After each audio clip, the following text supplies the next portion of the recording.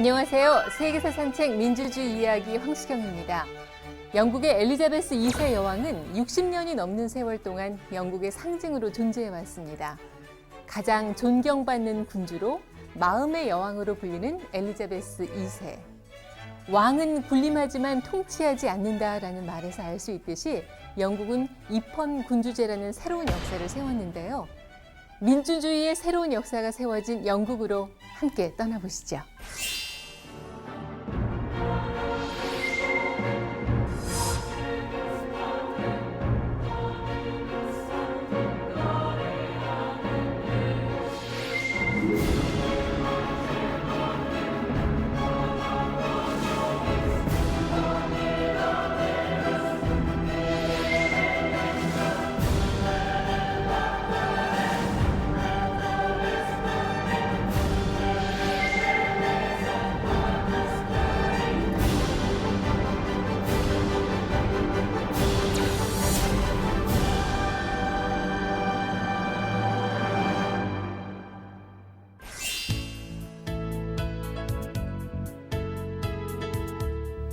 현재 전 세계 40여 개 국가가 입헌 군주제를 채택하고 있는데요. 이 입헌 군주제를 제일 처음 세운 나라가 바로 영국입니다. 시민혁명이 일어난 17세기 영국으로 길 안내를 해주실 분들 모셨습니다. 역사저술가 강흥천 선생님 함께 하셨어요. 선생님 안녕하세요. 네, 안녕하십니까. 네.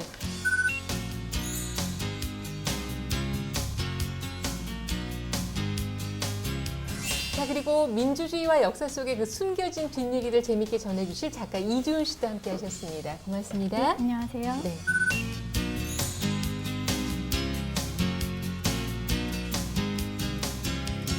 자, 그리고 영국혁명과 존 로크 연구의 권위자이시죠. 서원대학교 송규범 명예교수님 자리하셨습니다. 안녕하세요, 네, 교수님. 안녕하세요. 네. 네.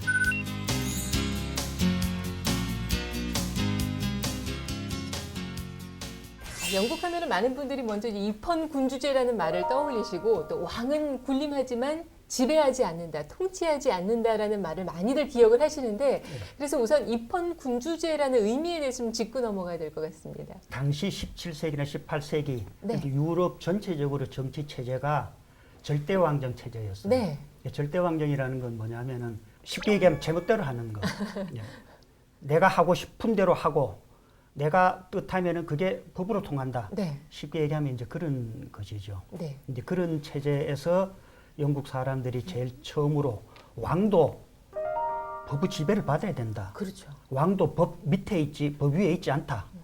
예, 법을 지키는 군주 정치 체제. 네. 그거를 입헌군주제다 이렇게 얘기할 수 있을 것 같아요. 네. 그 입헌 군주제가 자리 잡기까지 영국 혁명을 좀 쉽게 이해하려면 우리가 뭐 역사 시간에 많이 배웠습니다만은 크게 우리가 기억해야 될 두 가지가 있잖아요. 그렇죠. 네. 명예혁명과 그다음에 청교도혁명 이 두 가지 단계로 이루어지는데 둘 다 17세기에 일어난 겁니다. 처음에 있었던 청교도혁명은 본인들은 원하지 않았을지 몰라도 공화제로 귀결이 돼서 왕을 처단까지 했어요. 프랑스 혁명도 마찬가지 아닙니까? 네. 그런데 이게 다시 왕정 복구가 됐다가 명예혁명으로 이어진 아주 기나긴 과정입니다. 이 17세기는 사실 뭐 영국뿐만이 아니라 전 세계적으로 이제 절대 왕정의 시대일 텐데 이 시기에 그 영국을 돌아보면은 그래도 그 절대적인 권력을 계속 견제하려는 그런 움직임이 있었어요. 그래서 그렇죠. 네네. 이런 견제와 갈등 뭐 이런 거는 17세기라는 세기가 뭐 동양과 서양을 가리지 않고 계속 있었던 시기입니다. 네. 그러니까 소위 군신공치라고 하는 조선 시대의 특징적인 이런 정치 체제가 계속 있어 왔는데 이거를 유지시키기 위해서 군주권을 견제하려는 그런 노력이 있었고 이거는 영국에서도 마찬가지인 것 같아요. 중세에는 흔히 봉건 체제라 그러죠. 그렇죠. 봉건 체제는 군주도 영주의 한 명 그런 정도밖에 안 돼요. 그러니까 왕권이 절대적일 수가 없죠. 근데 그 이후에 근대로 오면서 꾸준히 지속적으로 왕권이 강화되어 간다고 볼 수 있어요. 그래서 나타난 결과가 절대왕정 체제죠. 네. 영국이 어떻게 보면 후진 지역이었는데 영국이 그래도 유럽에서 강력한 국가의 하나로 등장하게 되는 계기가 대체로 엘리자베스 여왕 때예요. 근데 이 엘리자베스가 나는 영국하고 결혼했다. 당연히 이제 죽고 난 다음에 네. 후계자가 없고 없죠. 예. 네. 그래서 영국의 왕으로 초빙된 사람이 스코틀랜드 제임스 6세예요. 왕권 신수설의 신봉자로서 그런 것에 관한 저술도 하고 그랬어요. 네. 그러니까 영국인들이 볼 때는 좀 상당히 못마땅하죠. 권력을 얼마만큼 절대적으로 휘둘렸느냐 하는 건 상당히 상대적인 건데 사실은 엘리자베드가 더 강력한 권력을 통치했어요. 문제는 의회와의 관계인데 엘리자베드는 상당히 그 노련하게 휘어잡았죠.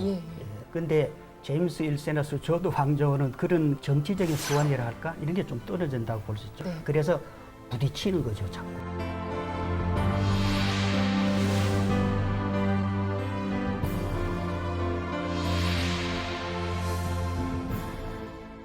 제임스 1세도 그럼 의회와의 갈등을 빚었는데 사실은 이 찰스 1세도 왕은 신 이외에 어느 누구에게도 책임을 지지 않는다 이렇게까지 공표를 했을 정도니까 그 의회와의 갈등이 얼마나 컸을까 이게 짐작은 돼요 사실. 당연히 그렇죠. 우리나라나 동양은 이게 조세 제도가 정비가 돼 있고 관료 제도가 돼 있어가지고 사전에 정해져 있는 조세법에 따라서 세금 거두어지면 되는데 유럽은 그런 조세 제도가 정비가 안 돼 있어요.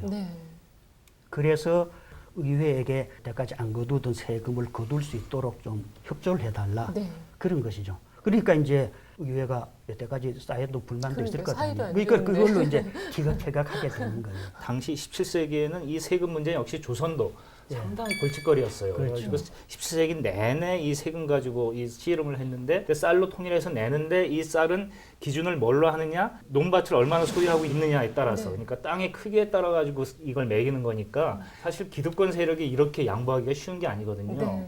그런데 1세기에 거친 논쟁 끝에 대동법이라는 개혁을 마침내 이제 전국적으로 이뤄내게 됐는데 영국은 지금 그걸 못한 것 같아요. 체계가 안 갖춰줘요. 안 갖춰져서 이제 의회랑 서로 티격태격하다가 결국 나중에 혁명으로 가게 되는 것 같은데 도대체 이 문제의 근원이 어디서부터 있었던 겁니다.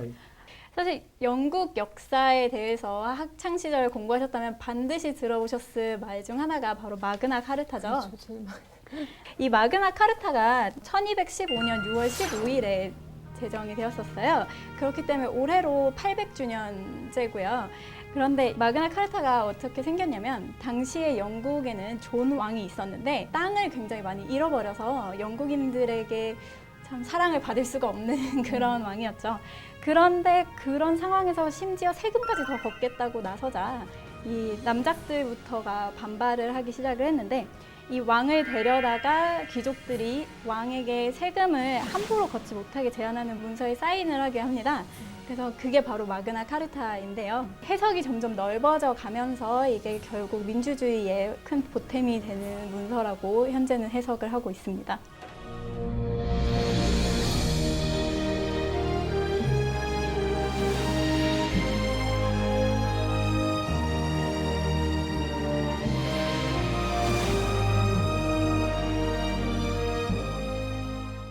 어떻게 보면은 관료제도라든가 이런 것이 선진 정치 제도죠. 그게 없기 때문에 의회가 마련되고 역설적이지만은 후진 정치 때문에 민주주의가 발달한 거죠. 관료제도가 발달했으면 사실 의회를 소집할 필요가 없어요. 그렇죠. 근데 이제 내가 이 차에서 돈 좀 내달라 그러면 군말 없이 내주겠어요.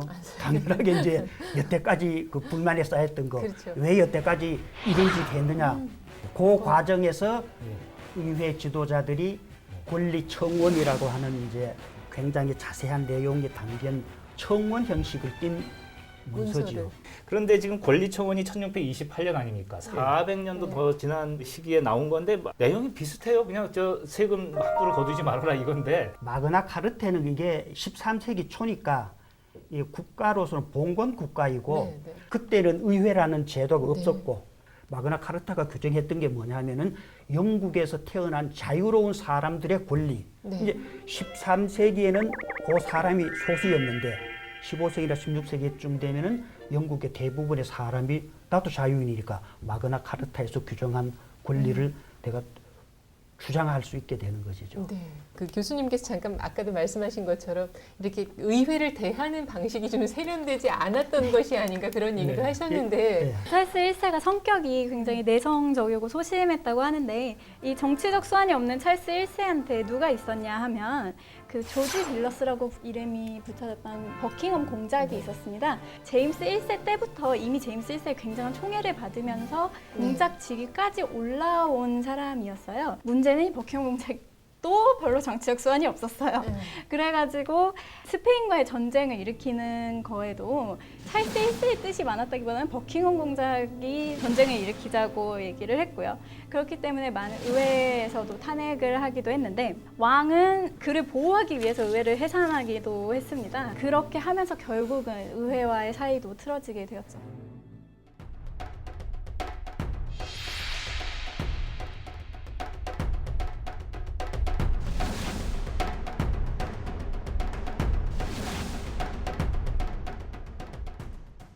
십육 세기는 잘 아시다시피 유럽이 종교 개혁의 시대거든요.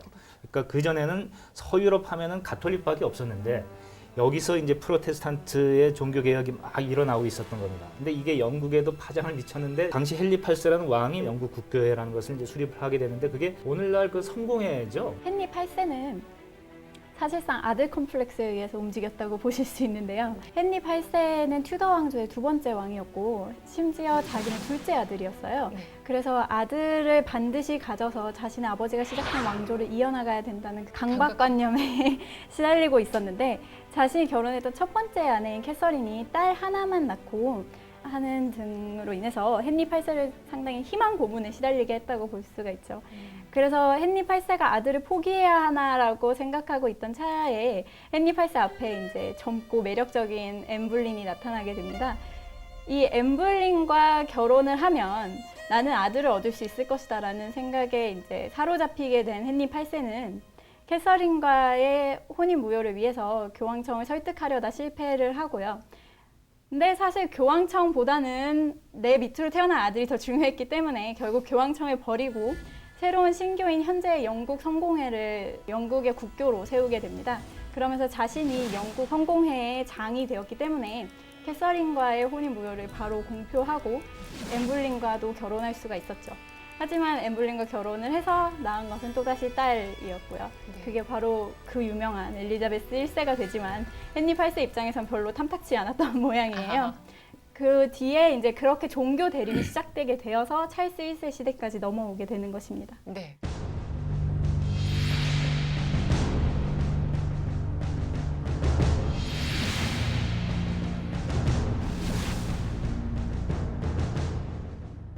이때 의회는 오늘날처럼 정규 상설기구가 아니기 때문에 네.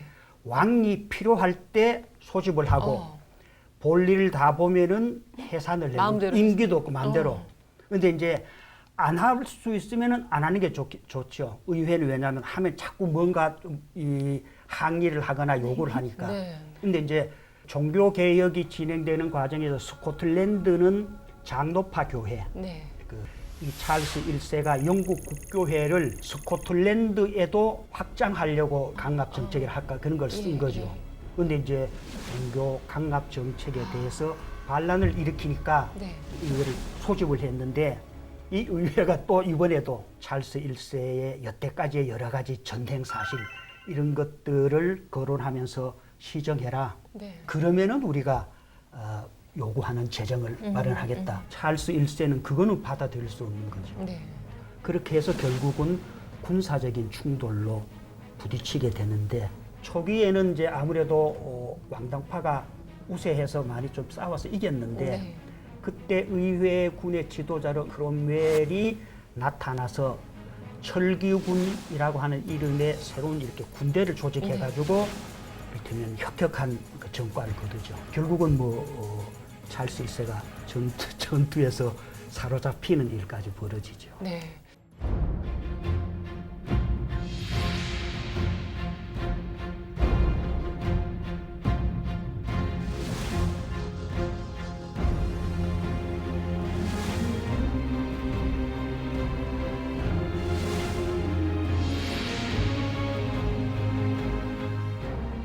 의회에서 찰스 1세를 반역죄로 해부를 하죠. 반역은 뭐냐 하면 왕에 대해서. 왕에 대해서 저항하는 게 반란이거든요. 그렇죠. 근데 왕이 내가 나한테 반란을 일으킬 수는 없잖아요. 그렇죠. 근데 그게 아이러니컬 하지만은 그러니까 이것은 왕에 대해서가 아니라 국가와 국민에게 대해서 저지른 죄가 되는 것이죠. 당시 날씨가 이제 쌀쌀한 가을 날씨 정도였다고 해요. 근데 찰스 1세가 걱정을 했던 것이 나는 죽음이 두렵지 않은데 백성들이 이 가을 날씨에 떨고 있는 나를 보고 내가 죽음이 두려워서 떨고 있는 것이라고 생각할까 봐 염려를 하여서 셔츠를 2벌을 껴입었다고 해요.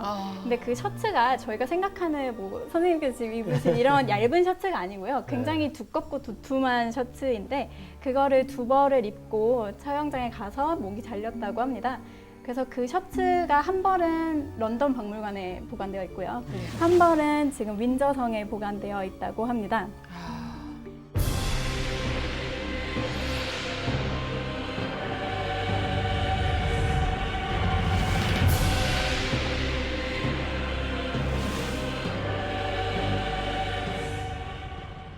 이 군부가 중심이 되어가지고 크롬멜을 옹립을 해서 네.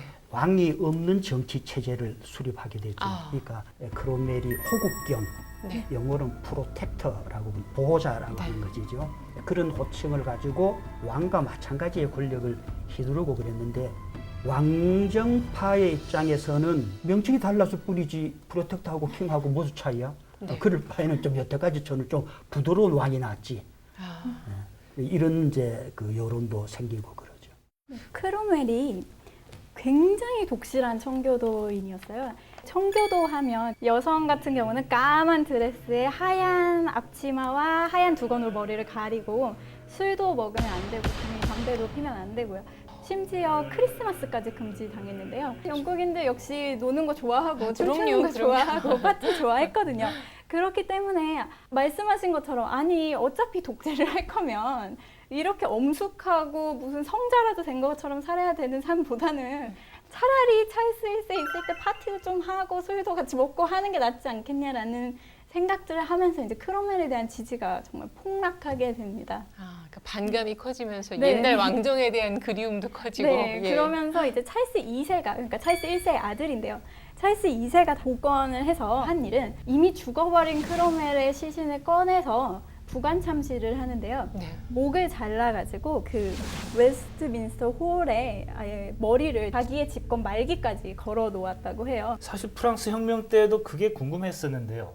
왜 혁명만 일어나면은 독재로 귀결되고 그 독재에서 왕정이 생각나도록 만드는 그런 독재로까지 나아가느냐. 이거 어떻게 보십니까? 혁명이 온통 나라를 이렇게 뒤집어 놓는 거대한 사건이고 청교도 혁명이 군대 동원한 전쟁이잖아요. 아니 뭐 많이 싸웠으니까 그리고 또 적당히 요거 좀 고칠 거 고쳤으니까 네. 이 정도에서 만족하자 이렇게 말을 하게 되면은 이 수많은 피를 흘려가지고 겨우 이거 얻으려고 그런 짓 했어? 라고 하는 말이 나올 수 있는 것이죠. 그래서 혁명적 과정에서 주도권을 항상 누가 잡느냐 하면은 좀 더 과격한 주장을 하고 하는 쪽이 주도권을 잡으면서 거기에 반대되는 세력들을 반역자라든가 혁명에 대한 배신이라든가라고 하는 이름으로 처단을 하게 되고 프랑스 혁명 때도 공포 정치가 그런 거잖아요. 그렇죠. 네. 그렇게 되니까 결국은 혁명 주체 세력의 권력을 강화하게 되는 것이고 중앙 집권적 강력한 이 통치 체제를 구성하려고 그러죠.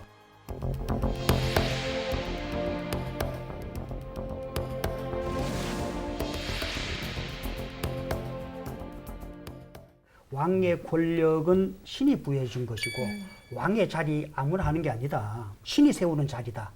이런 생각을 갖고 있는 거죠. 왕권 신수설에서. 그런데 찰스 2세를 왕으로 세운 게 누구냐? 신이 아니었어요. 의회가 세운 거죠. 그 왕권 신수설이 설 자리가 없어지는 거죠.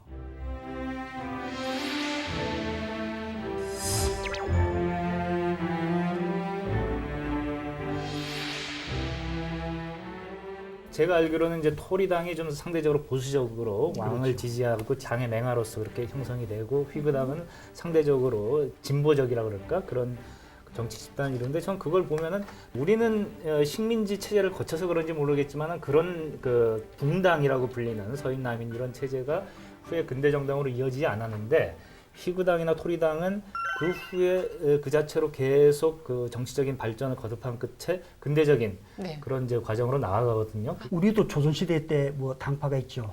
사색당파 이 동인서임 그런데 정도전이 신권을 확립하려고 하다가 네. 이방원에게 거세됐잖아요. 그렇죠.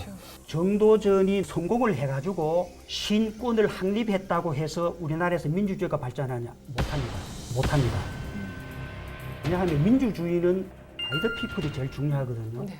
백성들을 위하는 정치, 위민 정치는 할 수 있지만은 백성에 의한 정치나 백성이 주인 되는 정치, 백성이 국가의 주체가 되는 정치가 발전되는 건 아니죠.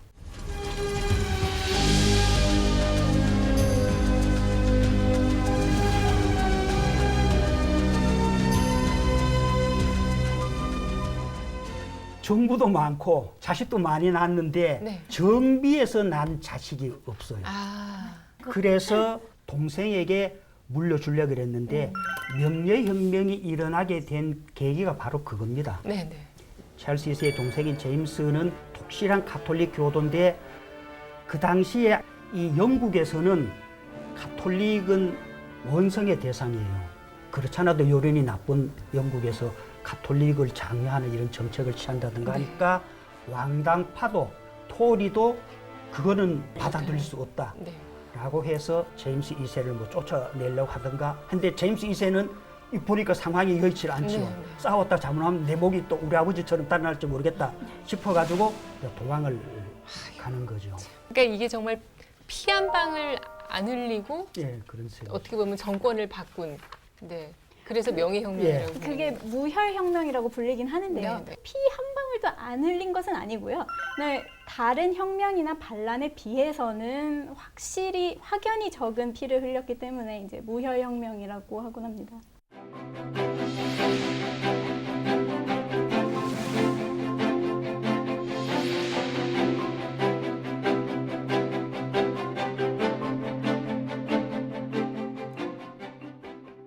보면 참 그 영국은 그 전통적으로 그 종교적인 분쟁과 갈등이 참 끊이지 않았고 지역적으로도 그렇고 그래서 서로 다 이제 각기 다른 나라다 이런 인식이 굉장히 확고한 것 같아요. 그래서 정말 여담이지만 월드컵도 이렇게 각자 출전하고 그런 게 아닌가 싶어요. 그렇죠. 그러니까 영국이 뭐 민주주의도 가장 먼저 시작한 나라라고 볼 수 있고 네.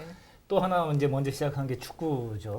축구의 종주국이라고 하는데 이 두 가지가 서로 사실 뭐 그렇게 연관된 건 아닙니다만은 영국의 국기 자체도 지금 원래 이제 서로 다른 국가였던 것들이 하나 합쳐지면서 지금 만들어진 거거든요. 그렇죠. 저는 애초에 잉글랜드 국기에다가 스코틀랜드도 자진해가지고 이제 잉글랜드로 합치려고 하고 나중에는 이제 북아일랜드 것까지도 들어와가지고 오늘날의 그 유니언잭이 만들어지는데 월드컵이라는 것을 개최할 때 예. 원래는 한 나라당 한 팀만 나가는 거 아닙니까? 근데 영국은 우리가 축구의 종주국이니까 우리는 네 나라가 따로따로 나갈 수 있도록 해달라. 그럼 우리가 참가하겠다. 그래서 오늘날의 영국을 구성하는 그런 각 지역이 월드컵에도 각자 나가게 된 뭐 그런 사정이 있으니까 영국은 그렇게 다양한 나라 크기는 크잖아요. 우리 한반도 크기랑 거의 비슷한데 그렇게 다양한 지역들이 이제 하나로 모여가지고 민주주의라는 이름으로 꽃을 피운 나라다. 이렇게 우리가 이해를 하면 될 것 같습니다.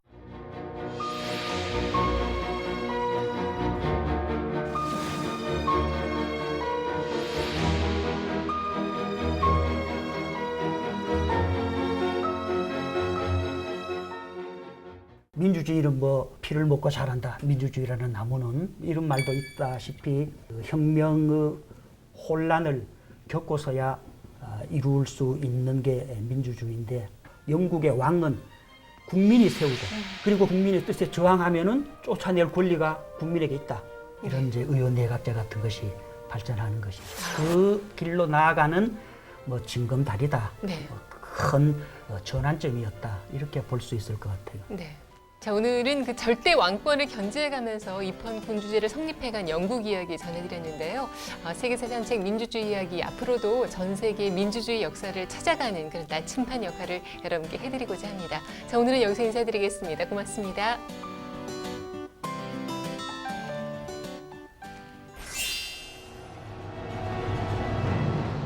인지세법 같은 경우는 신문은 물론이고 달력, 심지어 포커를 친다든지 할 때 그 카드 한 장 한 장에까지 새가 다 붙었습니다. 화가 나니까 이제 좀 맛을 보여주겠다. 네.